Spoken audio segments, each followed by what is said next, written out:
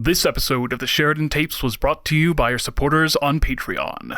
Shirley Casperson, Virginia Spots, Jesse Steele, Sam Taylor, Mike and Don Van Winkle, Neil Covert, and Seb Jimenez. If you'd like to support the show as well, then please go to patreon.com/homesteadcorner. For as little as $1 a month, you get early access to all new episodes, a special patron-only podcast, and exclusive behind-the-scenes content.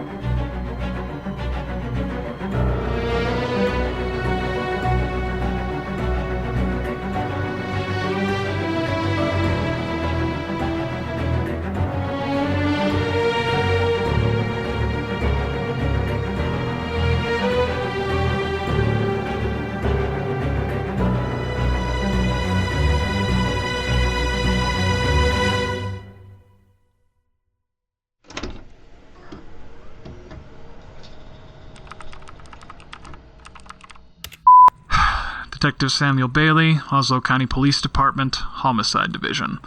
Recording on April 16th, 2019 at 6:45 p.m. from the lobby of Evidence Storage. I figured it was about time I got down here and looked over what the original investigation managed to find. It isn't much. They found Sheridan's van outside Oslo, but apparently it was scrubbed pretty much spotless, which doesn't really seem to match up with her. Well, anything, really.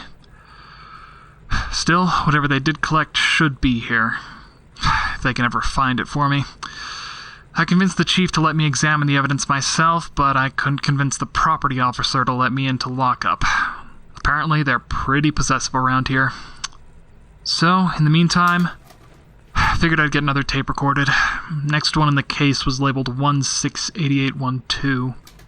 I'm starting to think the codes might be some kind of book cipher, but I can't even begin to guess which book. Working back, I'm guessing that the numbers would then stand for word, line, paragraph, chapter, and then either section or volume number. None of Sheridan's novels have that last kind of division, though, and I don't think even she would be arrogant enough to use one of her books for the key text. But that's not important right now.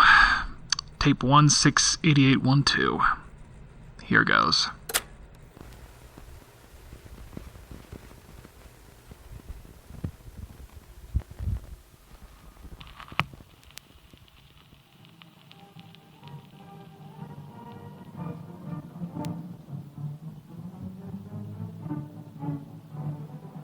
I don't think it will come as much of a surprise that I don't get out to concerts very much. Given my slightly obsessive nature, I have neither the time nor interest to make the trip. Even when bands I like are on tour at the same time as I am, our paths rarely cross, and when they do, I usually just park a little ways off and enjoy it from a distance rather than getting in the middle of a massive sweaty crowd. It's just not my scene. On the other hand, I'm not really seen as appropriate for the more subdued variety of music venues. Chamber music halls and opera houses would probably throw me out if I tried to get in. I don't think I own a single piece of formal wear that wasn't recovered from the site of a particularly nasty haunting. I've been reminded of that professional shortcoming by Anthony more than once, every time I show up at the premiere of the latest adaptation of my books in a t-shirt and leggings again.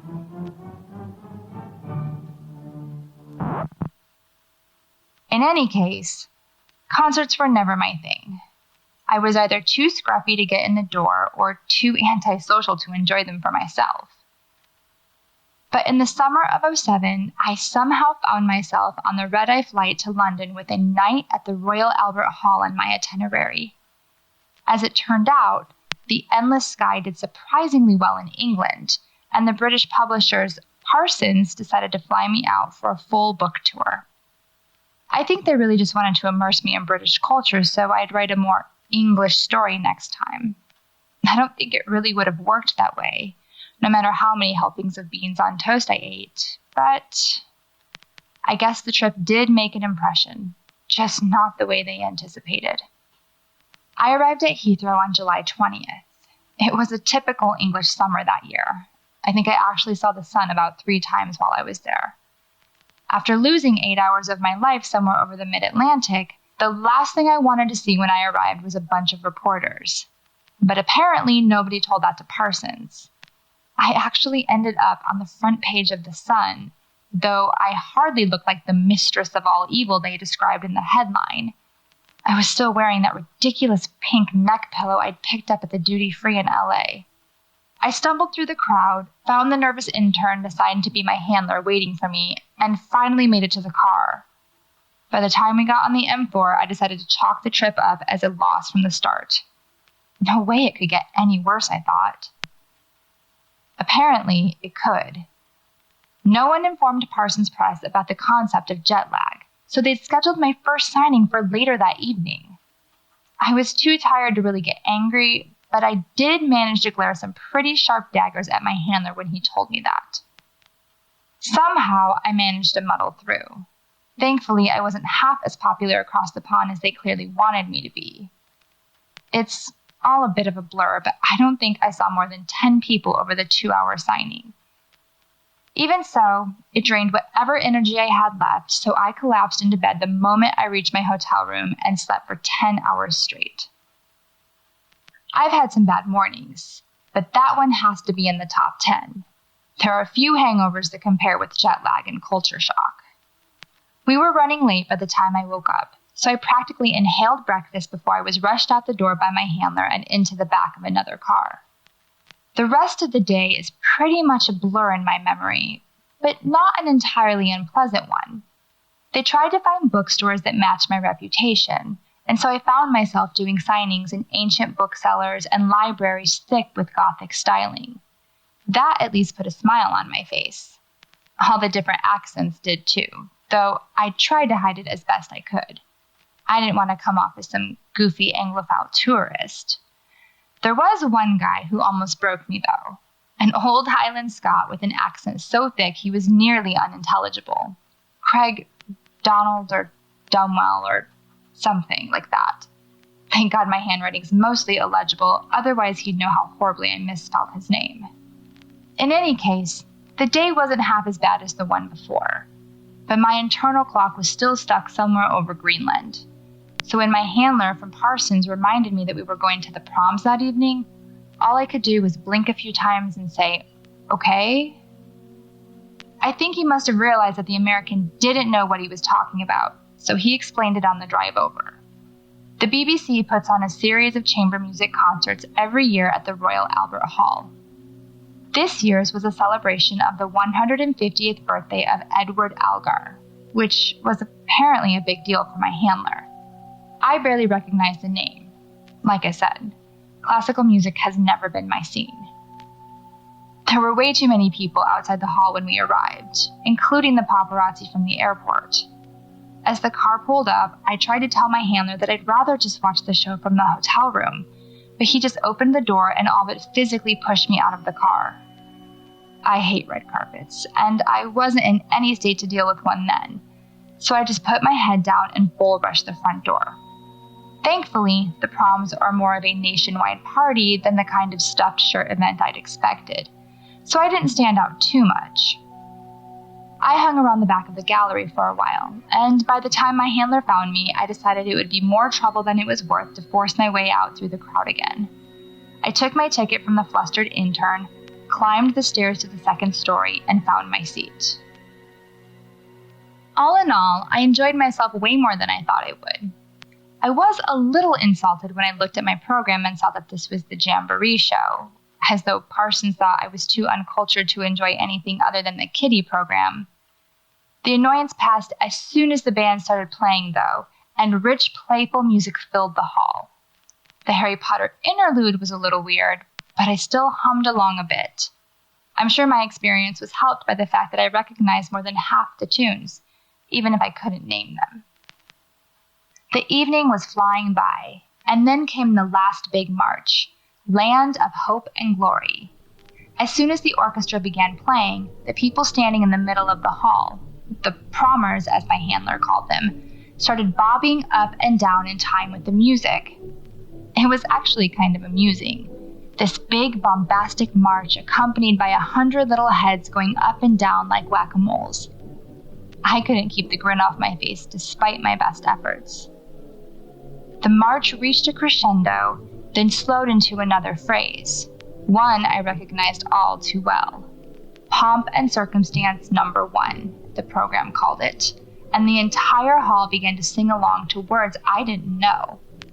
I knew the music as well, sure, but I'd always just called it the graduation song, the one that played when Kate crossed the stage at AIB and accepted her diploma.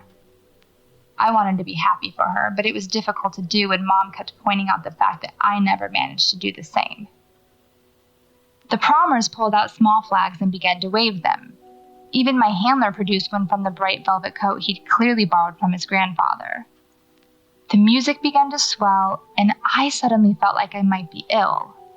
I don't know if it was the memory or how little I'd eaten that day, but I made some excuse and shuffled out past the other people in my row, getting a few curses as I jostled them.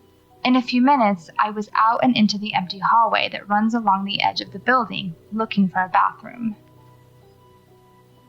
Royal Albert Hall is an egg.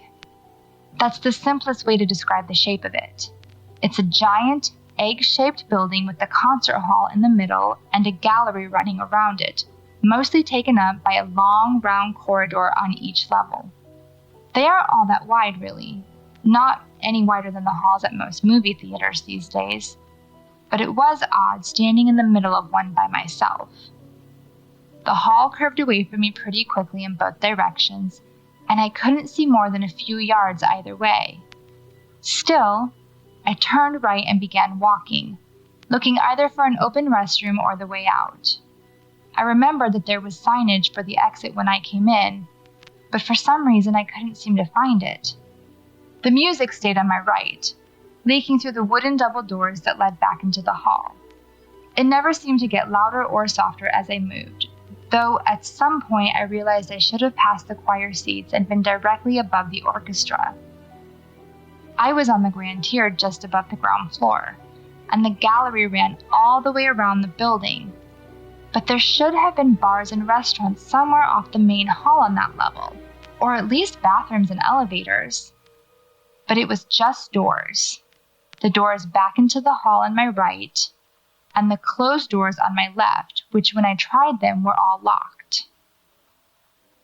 I could still hear the orchestra playing Pomp and Circumstance through the walls. As anyone who's ever sat through a graduation ceremony knows, that song can be looped over and over again until the heat death of the universe. Even so, it seemed like it had been playing for far too long, and the words being sung, though muffled, started to sound strange, like they weren't really English anymore, or even noises that a human being should be able to make. After about 10 minutes without finding anything, I started to run down the hall. I didn't know what else to do, so I just started sprinting up the hallway as fast as I could. It made no difference. The doors remained the same on both sides. The music never changed volume, and the paintings on the wall, well, let's just say they were definitely not BBC approved. I made note of one as I passed. A portrait of a thin, pale man with eyes so sunken and dark that he looked like a skull in a frock coat. It only took about a minute of running before I saw it again, appearing ahead of me in the corridor. I stopped, breathless. The music was shifting again, becoming less of a melody and more of a slow, discordant chant. I couldn't make out any words. It sounded more like roaring waves or howling wind than speech by then. I watched the program back on the BBC iPlayer later. There were about 100 cameras in the hall filming the performance, the crowd, and the seats the entire time. I'm sure at least one of them would have noticed if the Royal Albert Hall had been transformed into the choir of the damned. But nothing seemed to be out of the ordinary on the recording. Whatever I heard, it didn't come from inside that hall. As I stood there in the corridor trying to catch my breath, I finally heard something else beside the demonic melody. I might have been relieved if it had been anything but what it was. The door on my left rattled and shook on its hinges. As it did, the sound of the inhuman chorus behind me grew louder, then softer, and then louder in time with the movement. I backed up against the opposite wall, pressing my fingers into the plaster and paint to try and find some reassurance that this was actually real. For some reason, feeling something solid beneath my fingers left me more relaxed than I'd been in hours. And then, I felt the wall shift. As the door rattled and shook on the opposite side of the corridor, the wall did the same, shaking and quivering like half-melted jello. I leapt away from it in disgust, looking at my hands to see them stained the same off-white as the wall. I tried to wipe them on my jeans, but nothing happened. The pale color sank into my skin, making my fingers look like they'd been bleached. The door behind me shook again, as though something was now slamming into it, trying to escape. I backed away, being careful not to touch any of the walls. I noticed that the painting of the skeletal lord was hanging on one side of the shaking door, along with another painting I didn't recognize. It was of a woman in black, pale and painfully thin with bleary dark eyes and wide sunken sockets. She was emaciated and sickly, and I might not have recognized her if not for the fact that I'd seen her face in the mirror on more than one bad night. I'll admit that I lost it a bit at that point, turning and running the other way up the corridor. After a few seconds I stopped, then looked back, confused. The corridor curved away to my right as it always had, with the doors to the concert hall on the inside wall. I turned and looked the other way, but the corridor still curved off to the right. I looked back and forth a few times before I could begin to make any sense of what I was seeing, if sense is the right word for it. The gallery had somehow been twisted around itself in such a way that no matter which way I turned, it was exactly the same. Concert hall on my right, outside wall on my left, and the hallway always turning right. My brain tried to tell me that I was standing in an S-bend, but I knew that wasn't true. If I ran in either direction, I would end up exactly where I started without making a single turn. No matter which way I went, I'd either be running down the same infinite hallway, into the wall that wasn't a wall, or through one of the unlocked doors. I know, great set of options.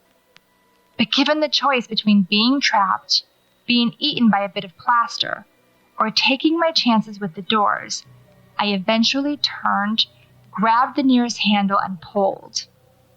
For a moment, nothing happened, and I worried that these doors might be locked as well. Then it came loose, opening with far more resistance than it should have. It was like pulling against wet earth, and the wall rippled and shook as I struggled against it. The chanting became more high-pitched, and for a moment it sounded almost like a cry of pain. I thought I might actually be hurting this place somehow by doing this, a thought that brought me no small measure of satisfaction. But then the resistance gave way and the door flew open with a sickening sound, like the tearing of wet meat. And what was on the other side was definitely not the Royal Albert Hall. It wasn't even pretending to be. I couldn't see much. The only light came from the open door, and it only shone a few feet into the dark. The deep red of the carpet continued into that room, climbing up the walls and low ceiling of what looked like another long corridor. It was lower and narrower, but it looked as real and solid as the one I was standing in, except that I could see it quivering and vibrating every time the chant rose and fell. A blast of stale, warm air rolled down the tunnel, and I nearly threw up from the smell of putrefaction and decay it carried. I slammed the door, or rather, I slowly pushed against it until it more or less closed. The hinges, if that's what they really were, resisted the whole way, and the door almost seemed to sink into the frame rather than stop. I jumped away and desperately wiped my hands on my jeans again, skin crawling. Whatever was really behind that door, the resemblance to an enormous throat was too close for comfort. Having exhausted my 3 options, I began to panic a bit. I wondered if I might be able to break free if I ran for long enough, but dismissed the idea pretty quickly. Sooner or later, I'd tire or begin to get thirsty or hungry, and that door would begin to look more and more tempting, and it would all be over. The door behind me rattled again, shaking on its hinges. Before I could stop myself, I spun around and pounded on it, screaming at the top of my lungs. I don't know what I was thinking. My nerves felt like razor wire, and it didn't take much to set them off. The shaking stopped immediately. I was surprised but pretty happy about this turn of events. I was about to walk away when I realized that the door hadn't felt like the other one. It felt solid and secure, like it was actually attached to a wall, rather than being embedded in a wet, fleshy something pretending to be a wall. Curious, I grabbed the handle and twisted. It was still locked, of course, but as I pulled, there was a faint knocking. I let go in surprise, and the knocking stopped. I then leaned in and put my ear against the wood. I almost broke out in tears when I heard a muffled version of Pomp and Circumstance carrying through the door. Whoever was on the other side knocked again, a little louder this time. Unsure what else to do, I knocked back, matching their timing. They hesitated, then knocked again. 2 knocks together, a pause, then 2 knocks again. I matched it, then stepped back to wait for the next pattern, and then the doors burst open. The sound hit me like a wave. It wasn't unearthly chanting, but cheering, singing and clapping as the conductor brought the orchestra to a final crescendo. No one noticed me as I rushed desperately back into the hall, except for an old man who I nearly ran over in my hurry. I turned to see who he was, but he'd already slipped out into the corridor behind me. I thought about trying to warn him, but when I looked through the open door behind me, I didn't see the nightmarish realm I'd just left. The walls were the same color, but the paintings hanging from them were of a tall, masted ship and a fat lord in a top hat. I could even see an emergency exit sign hanging a little ways down the hall. I quickly found my handler and apologized for how long I'd been gone. He just looked at me with confusion, then realized he was missing his cue to applaud. I realized that I could have only been gone for a few minutes, not even the full length of the song. I'm still not sure how long I was in that place. Trying to pin down any individual moment in there is like looking up and down those corridors. Time seems to curl around itself so tightly that all sense of direction is lost. I sat through the last song of the concert completely lost in my own thoughts. I vaguely recognized it from some old kids' show, but it felt rather out of place after what I'd just gone through. Or maybe I felt out of place. After the concert, I cut through the crowd even faster than I normally would and sheltered in the car until my handler caught up. We didn't talk the whole way back to the hotel despite his best efforts. You know the most surprising thing about the whole night? The fact that I actually slept really well. I don't even think I had any dreams. Jet lag is one hell of a drug.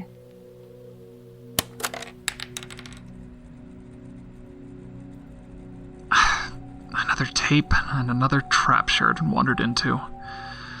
Another creature or something trying to capture her. Take her away somehow. I don't know if this story's real or not, but... I mean, after DeWitt, I'm not really sure if I can dismiss. Sorry about the wait, Detective Bailey. Was there a problem with the evidence? No, someone just moved it to the wrong shelf. It took a while to find. Is that all of it? Yep, that's everything. Hey, listen, I need to get out of here. You mind locking up when you're done? Oh, yeah, sure.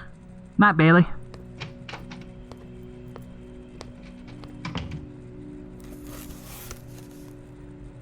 What the hell? Officer, what? The last will and testament of Anna Sheridan concerning the future? This can't be right. It just says... Listen. It just says... Listen.